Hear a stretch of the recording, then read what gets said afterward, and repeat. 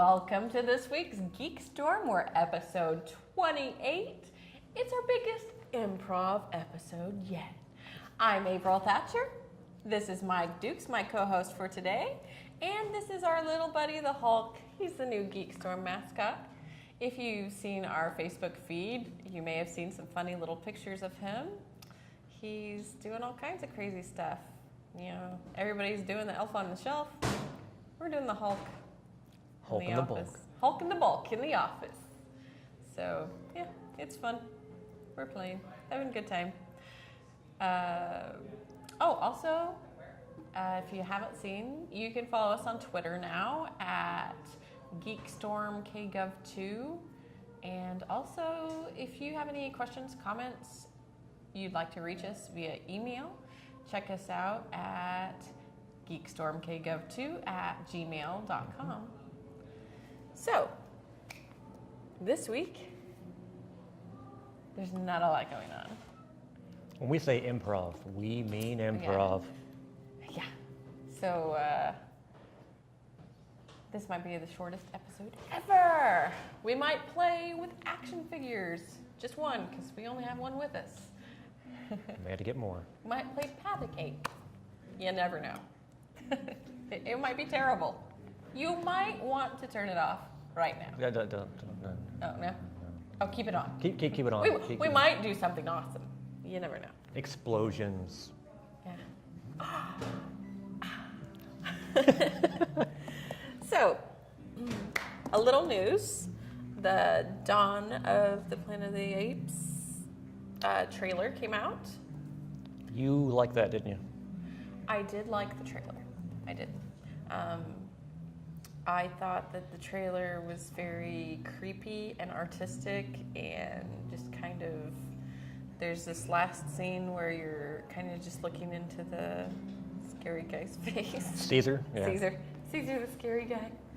And it's just very it's a deep kind of thing. I didn't realize Gary Oldman was in it.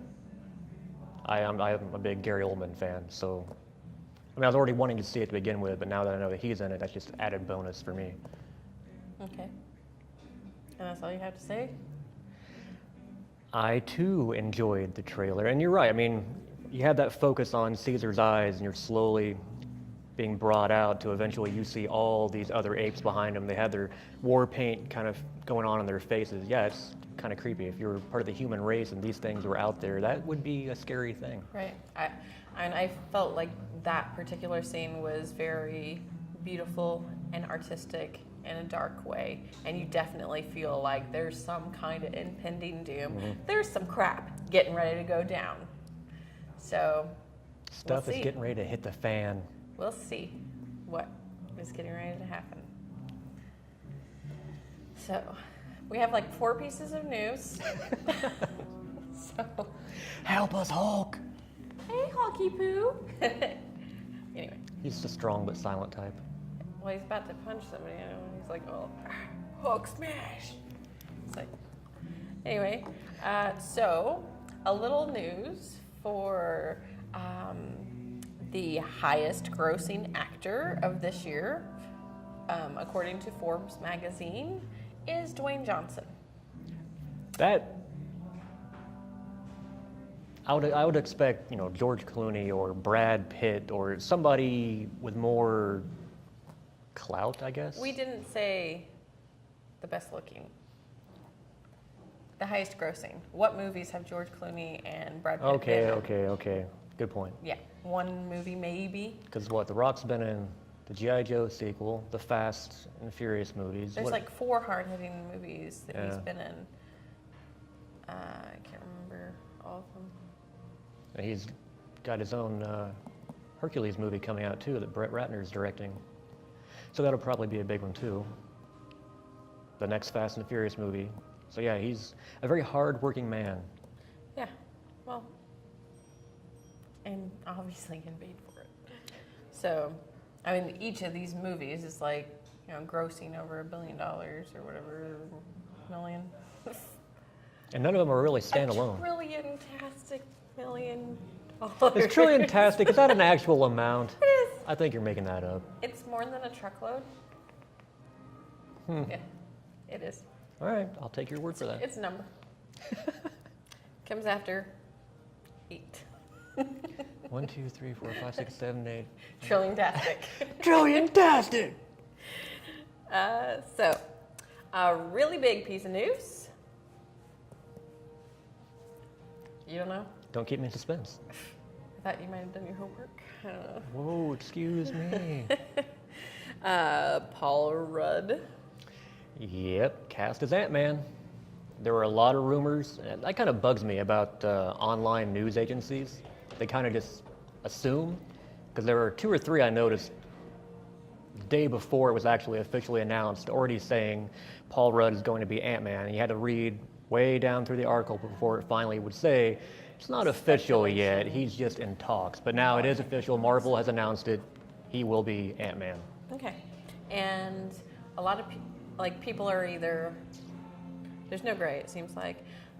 I've seen some people just absolutely thrilled that they feel like he's a strong actor and that he'll play that role well. I think it's one of those, he's mainly known for comedic roles, so people are a little gun shy. But if you think back to like the first Batman movie, when Michael Keaton was cast, it was the same kind of deal. People were flipping their lids because this comedian who had never really done any dramatic acting is suddenly cast as the Dark Knight. He just lost his hat. Nobody can see you without your hat. But if you look at, casting of Heath Ledger as a Joker, I can't think of her name. Anne Hathaway as Catwoman. Those were things people you don't connect the two, and yet when you see those people in the role, it's great. I mean, right now it's Ben Affleck as Batman, and is it Gal Gadot as Wonder Woman? I just say wait. We don't know. Marvel has a history of doing really well when they cast. No one would have thought for the world that Robert Downey Jr. would make a terrific Iron Man, and now he is Tony Stark. Yep. And he's become pretty much the focal point of all the Marvel movies thus far. So I would just hold off on any opinions. I think Paul Rudd will probably be a very good choice. Right, well, and he's a really a big hitter right now. Also, he just had a movie come out this past week, Anchorman 2. So Sporting the stash. Yeah, which we didn't go to. Sorry, GeekStorms. I think I called you guys lightning bolts. I'm sorry. That might have been annoying. Little lightning bolts, I believe is the term we use. I just said my little lightning bolts. Because I love you guys. I want a pet name for you. If you can think of one that's better, let me know. Because our good friend Paul Allor, he suggested that. And I said, I'm using that. So if you don't like it, blame him. Not me. Yeah, he didn't like the ones that we came up with. I was going to be attacked by little people. So, I only have one more piece of news.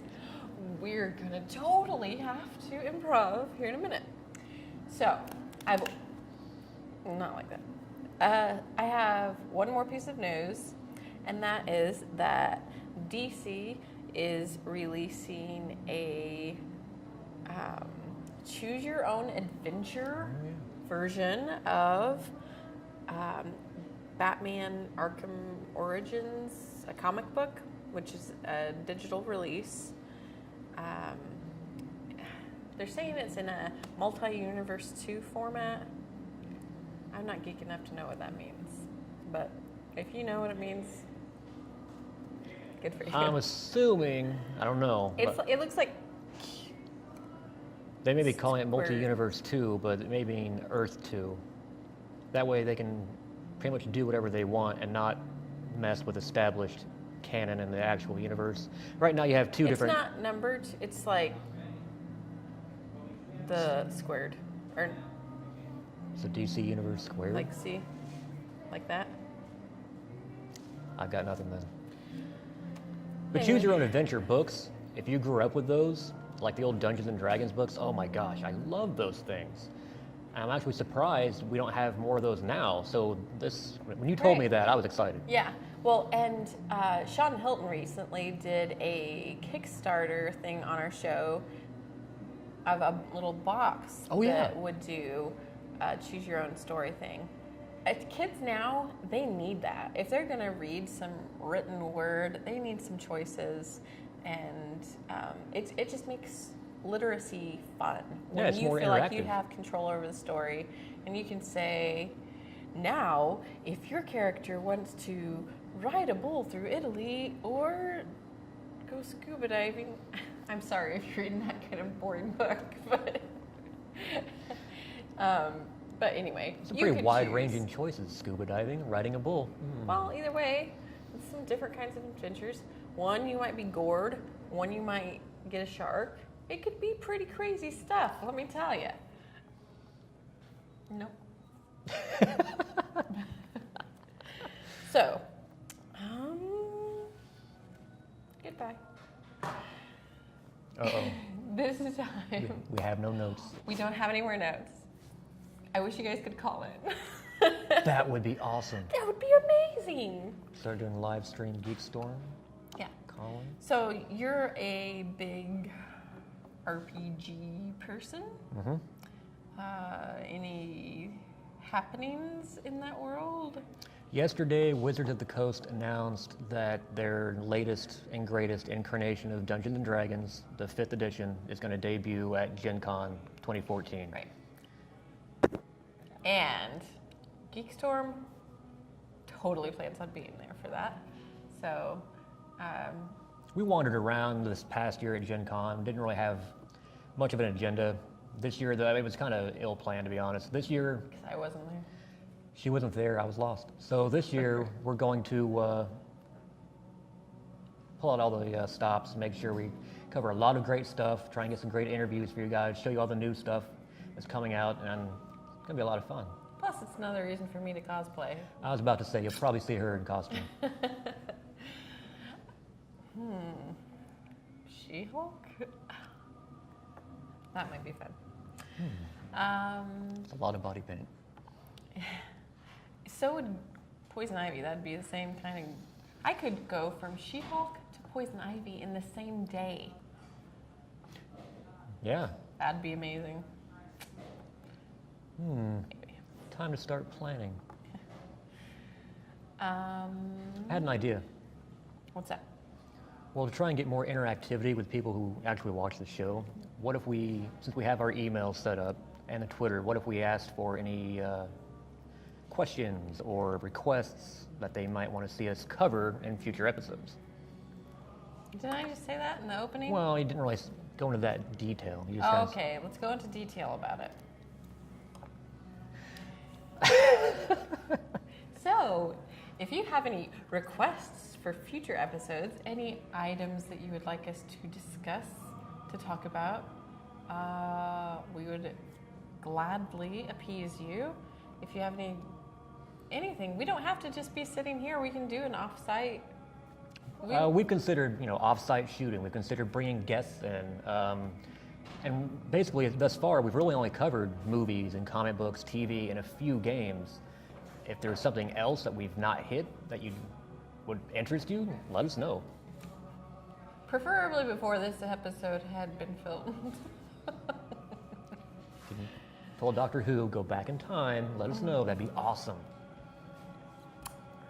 So, we have the new release of the Dungeons and Dragons. New release of out. Dungeons. I mean, in the RPG world, there's always something new about to hit. But that was the big news as of yesterday.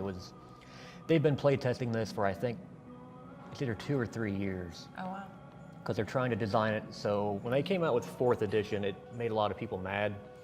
They were trying to hit the World of Warcraft MMO crowd, so it kind of disenchanted a lot of the traditional role players. They were so disenchanted. It was a big difference from the previous incarnations to what they had, and they realized there are still a lot of people playing 1st edition Dungeons and Dragons and just ignoring all the new stuff that's coming out.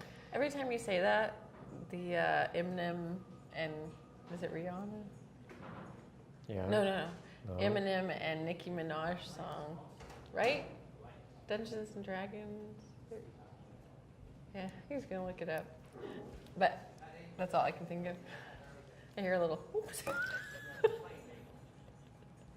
But anyway, this 5th edition is designed to encompass everything. Whether you want to play 1st edition rules, 2nd, 3rd, 4th, it combines it all. So theoretically, at your game table, you could have someone who has the simple 1st edition kind of, will you quit laughing?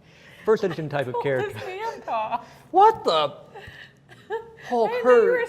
so... Hulk hurt. I know he was so fragile.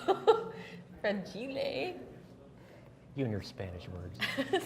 That's Italian. What? Are you sure? Yeah. Anyway, the game, you can play a 1st level character designed with 1st edition rules and still have someone next to you using 3rd or 4th edition rules to create their character with all the bells and whistles, both of you being able to play in the same game, and theoretically it'll work and work well. So they're trying to appease everybody. And I did notice that the guy they have marketing it is, his background is purely in video games. So he's a heavy marketer, so I'm curious as to how that's going to play out. It's not someone who is really steeped in traditional tabletop role-playing. They just kind of brought him in because of his marketing ability. So I don't know if that's going to translate. Ability, sometimes in marketing, it can translate. I know, it's just, since so many people were put off by the whole, they were trying to emulate a video game in the 4th edition, bringing on this guy whose background is in video games to kind of push this edition. I'm just curious as to how it's going to play out. I think no matter what, it's Dungeons & Dragons. It's the big daddy of role-playing games. It's going to sell and sell well. But it'll be interesting to see how it all plays out. Okay.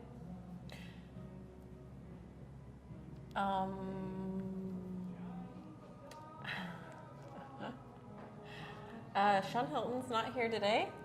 We don't know where he is. I don't think he loves us anymore. I know. So we don't have any comic books to talk about. Hey, Shawn Hilton here. It is Native Element back at Comics Cubed. I'm being phased into GeekStorm through the power of technology and advanced science, or at least my producer Mike Dukes behind the screen that'll mesh it all together and somehow make it all make sense. But I missed today's taping, so they're going to fill you in on some other stuff. So first up, something about ducks. I don't care. Moving on. Next thing up, something about the holidays. I don't care. Moving on. Hey, next up, something about Paul Rudd and Ant-Man. They already covered that for like 20 minutes and faked it. I don't need to cover that. So what else do we need to talk about? Well, I'll tell you what, let's talk about the mid-season finale of S.H.I.E.L.D. versus the mid-season finale of Arrow, because the mid-season finale of S.H.I.E.L.D. was not good, not interesting, and didn't really cover any new ground. And spoiler, they like abduct Coulson, the only character you're going to care about. But yet, in the very next scenes that you see of next coming up after the mid-season finale break, we see Coulson. So any suspense we might have had about him actually being off the series for a little while is pretty much disrupted instantaneously. Meanwhile, over on Arrow, we get Deathstroke, Slade Wilson, Shadow, Black Canary, Green Arrow, the introduction of a mask, Barry Allen. The Flash is created in a stupendous display of color, action, and excitement. Things happen. Looks like we're introducing full-out Solomon Grundy. We're using the right names. So how is it that Marvel, with the S.H.I.E.L.D. thing, and this has been all over Facebook, like I've seen several posts where people are trying to defend that us fans wanted too much. We want too much. How can we expect? Well, I can tell you how I can expect it, because a show with a smaller budget over on the CW is quite frankly giving fans everything they want, right down to Cord Industries being on little pieces of equipment in the background, names being used correctly, dropping names properly, and giving us real, honest-to-goodness DC Universe stuff. So whereas Marvel may be kicking all the butt in the world at the movie theater, on the little screen, I'm going to keep it DC because they're actually entertaining me and not making excuses for why I should like the show and keep giving it a chance. Instead, they're making it interesting and exciting so that every week I want to go back. At the mid-season finale, I can tell you this about S.H.I.E.L.D. I don't know when it's coming back, and I don't care. When it comes back, I will happily watch it. They are promising it's going to get more Marvel-centric, and we're going to see some stuff. And that's cool, if it happens. If it happens. Over on Arrow, I can't wait for it to come back because I know things are happening. I've seen it. I can't wait to hear about the Miracle Man spinoff. I can't wait to see a Flash spinoff. These are going to be exciting and fun things. So, right now in the war of S.H.I.E.L.D. versus Arrow, it's not a war. It was a massacre. It's all over. It's done. And right now we're stripping the land and sending people on a trail of sorrow and tears across the land. Sorry, S.H.I.E.L.D., but you're just not cutting the mustard. Either catch up or get out. Arrow is kicking your butt. Meanwhile, in the world of comic books, Mark Waid continues to impress with Indestructible Hulk and a small tie-in to Inhumanity. Inhumanity is kicking off straight after the last big Marvel crossover event that dealt with Thanos. Anybody? Anybody remember what that one's called? Anybody? Anybody? The fans out there probably remember, but nobody else in the comic store does, and that's kind of sad. But regardless, straight after it was all said and done, Inhumanity is kicking in, and bam, Hulk is thrown straight in the middle of it. What I love about Waid, other than the fact that he actually owns a comic book store in Indiana and is not competition for me at Kokomo, such a good guy though. And he is really good. It's not me being sarcastic for once. I've been told by some reader mail that occasionally that my sarcasm doesn't get across. No, I've met the guy several times now at shows. Really a nice guy, well-spoken, gets down, but he's not like the kind of writer that comes across as you're beneath him or like it was some kind of treat that you met him. He reciprocates it. He is just, it seems to me, that he is just as enthusiastic about meeting a new fan as they are about meeting him, and the energy that bounces between the two is great. I really like him. I think he's a swell guy, but I also think he's a really creative writer, and he does stuff that brings focus onto characters. Hulk's been done really well in the past by Peter David for a long, long time. And since Peter David left, I think he's kind of been in a little bit of a rut. But now Mark Waid has come on and he's given some new detail. The whole thing with him teaming up with S.H.I.E.L.D. as Bruce Banner and then being a tool of destruction as the Hulk, all rolled into one for S.H.I.E.L.D. is awesome. It's really, really well done. And in this, they're playing with the fact that Bruce Banner is an incredibly intelligent scientist, probably one of the most experienced brain guys out there in the Marvel Universe, but never gets any respect from Reed Richards. And Tony Stark just flat out, just constantly is toying with him. And none of the other characters. In this, we bring in Hank McCoy, Beast from the X-Men. And so to the solution of what is going on in humanity, and in humanity, basically a lot of people are mutating from some weird thing that happened with the Inhumans. That's really all you need to know is people are mutating, and they're in these weird chrysalises kind of things. So they're in butterfly cocoons, so they're coming out with mutant powers, basically. So he's come up with an idea to stop it all, and it's a giant bomb. So they all freak out because here's Bruce Banner yet again with another giant bomb. You know, well, he gets it done with it. In this, we go into a lot of detail about why he's got issues with them and the issues they have with him, things like that. Really good storytelling. The Hulk action is great, but really this one is more about Bruce Banner and the character and what goes through his mind. And I highly recommend anything dealing with Mark Waid right now, especially Incredible Hulk or Indestructible Hulk and his Daredevil run.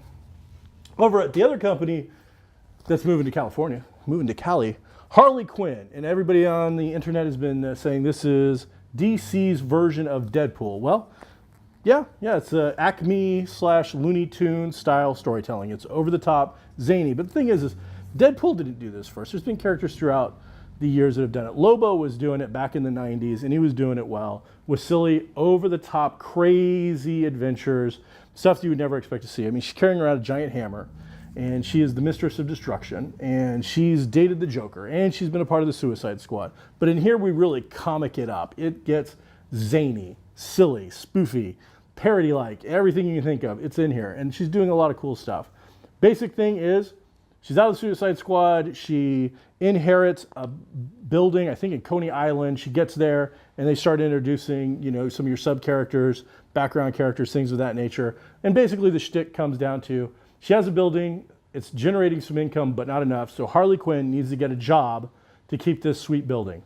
So she goes out and she gets a job with a roller derby team. Now, I'm actually a little familiar with the local roller derby team. I don't think there's any pay involved in roller derby last time I checked, but maybe with Harley Quinn, she can get some sponsorships. She also gets another job doing some other things, and that's all covered in here. So Harley Quinn is a fun read. Palamati and his new wife, Amanda Connor, are doing some really good work on it. Chad Hardin is coming in on the art. He's doing an excellent job. It's really well put together, but again, not a serious kind of comic book. This is zany, spoofy, violent fun. So for you, those who like the Three Stooges with explosives and knives, I think Harley Quinn is going to be right up your alley. Hey, before we go on, where are we at on time, Mr. Producer Helper Man? We got 2.5 minutes left, so that's going to give me just enough time to talk about one of my absolute favorite books of the week, which was Jenkins and Ramos coming to do Fairy Quest. Fairy Quest is an oversized comic that deals with some of the fun little themes we've seen. It's been happening a lot lately where we're taking fairy tales and kind of changing up the dynamics. And in this one, all the fairy tales are basically under a really harsh union. And if they get out of line, or maybe not union, maybe it's sweatshop boss, I don't know. There's a dictator telling them exactly how they have to tell their fairy tales. They have to do it over and over and over again. And in this, Little Red Riding Hood and the wolf have teamed up. They've become buddies. No weird bestiality thing, quack, quack. But regardless of all that, it's just a fun read. She's trying to escape. She's using him to help her. They're buddies. And you get kind of what happens to society when you have a dictatorship doing crazy stuff and you mix it with the fairy tales. The art by Ramos is great. Jenkins' pacing on the writing is well put together. It's really solid. It's $14.99, so it's a little pricey, but it's a big, long, thick book. It is not regular comic at all. And the art's just really, really impressive. The characterization, again, really well done. Highly recommend it. Check it out. I'll be joining you next time, hopefully, when we do GeekStorm sometime after Christmas. We're going to talk about 47 Ronin and maybe have some video game stuff going on, because hopefully by then, maybe the Xbox One or the PS4 will actually release something new that somebody gives a damn about. I'm Shawn Hilton. Thanks for checking us out at Comics Cubed on GeekStorm. We'll see you next time. All we have is Hulk, Yep. who momentarily lost his hand. It came off so easily. Well, don't try to take it off again. What are you doing? How did it come off so easily? Now it won't come off. Darn you, Hulk. You fickle little man, you. We have had a lot of fun with him. He's been wrecking ball style, riding an ornament in the City Hall Christmas tree.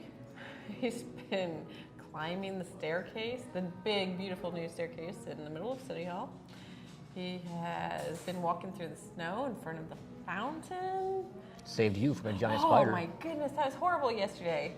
There was a giant spider on my desk and he saved me so kindly. I thought I was gonna have to smash it with my high heel. I'm actually surprised no one has said anything when they see us wandering around holding a Hulk with a I hat. carry him like this.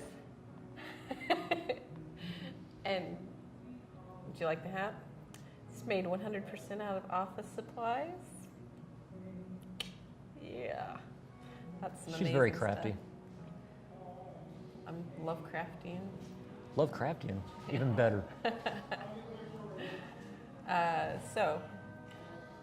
I think we might call it a 20-minute show. I think so. Well, thank you for sitting with us, hopefully, and contact us. Let us know what you want to see. please. We want to hear from you. Totally. Who do you want to be on the show? Who do you want to see? We are talking maybe in a future episode. We may do a collaboration with a local podcast, Geek This Podcast. They're really cool. Check them out. They're on Facebook. They've got tons of great information and great reviews. So if you haven't already heard of them, Geek This Podcast. Kokomo's got their geek on, and we will soon have a Geek Alley. Mm-hmm. It's going to be pretty amazing. I can't wait. So, on that note, this has been GeekStorm. This is our little Hulky Poo. I'm April Thatcher. Mike Dukes. Have a great day.